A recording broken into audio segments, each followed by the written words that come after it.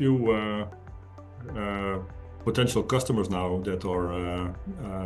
that are waiting for it this year, and they provide me with a lot of feedback how to use it. So they already also saw their fields and prepared their fields for the robot with some flowers on the edge and a small ditch at places where there's a footpath. And I also get feedback on usability, like one of the features is that you can pick it up, this robot, with the 3-point hitch of a tractor and take it to the farm. But I have now the two launching customers, they have fields that are around the farm, and they say, okay, why not drive it itself to the farm? So it needs a third wheel, for example, to lift the deck from the ground. So that gets you get a lot of feedback on that note. They warn you for GPS coverage under trees where it is a little bit poor, which can be tricky for using it near trees. So that's, but the best thing is, of course, going in the field with a robot and leave it there for weeks and months. Till now we still use the prototype for that and do some demos, and but that's already given us a lot of information and feedback, and they like it. There's a lot of attention for it. People they are thinking about how large their fields need to be to make it worthwhile. Because you can have a big farm of, let's say, 50 hectares, but all the fields are spread out a lot.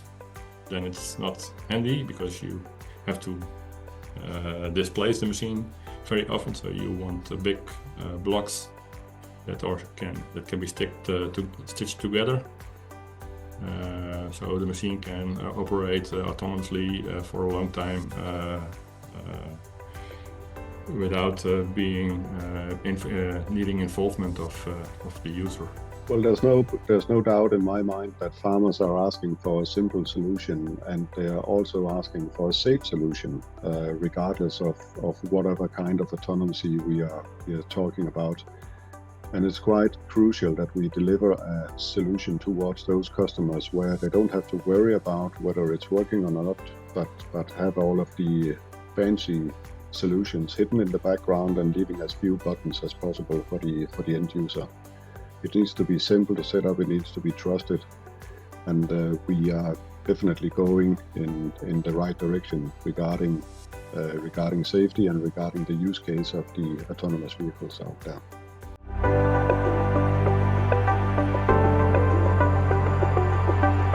This kind of solutions it's quite challenging to develop, and there's kind of, when you go into agriculture, there's kind of three main challenges around these safety parts with autonomous vehicles. Right now, to have the right compute hardware and to meet these functional safety requirements is a big challenge, where we're working with partners to solve these. The other one is when you drive in the fields, then you have dust, you need to work day and night. You have the crops in the field. In Syb's case, not so tall crops because it's short grass that he mows. But anyway, this is some of the challenges in the agricultural environment, and Syb also touched on this with GNSS reliability. So this is also why we combine different sensors, not only GNSS, but also cameras and radar and LiDAR in this solution to provide a safe solution.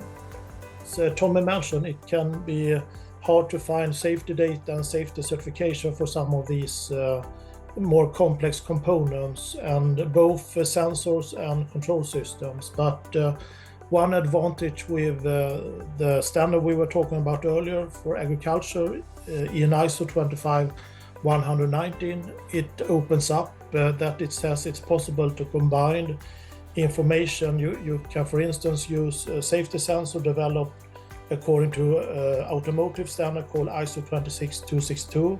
But anyway, it's allowed to use it as a subsystem when you're working with EN ISO 25190 for your agriculture safety function. That is an advantage when it comes to this standard, but still it can be hard to get safety certification for this kind of components. And Tom also mentioned this aspect with the environment, which is interesting. You have something called SOTIF, safety of the intended functionality, and that means that even if you have a perfect hardware and software where you don't have any systematic failures or any stochastic hardware failures, it can still be a problem that it's rainy or dust, and for instance a video camera cannot detect a person that is about to be run over. So that is something, when you include this kind of complex sensors in your safety solution, you must also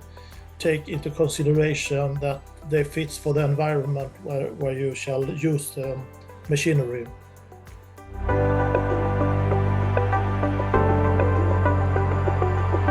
In terms of solutions here, so what we work with, the service from AgrifoodTEF is very scalable, because the standards that we work with is ISO standards, so it's applicable across the world. So most countries would respect what we're doing here because of that, and then more on the specific solutions. They are also scalable. They can be adapted to different kind of robots. So now here Syb has a quite wide, fast-moving robots, but we can also tailor solutions to other sizes and shapes of robots.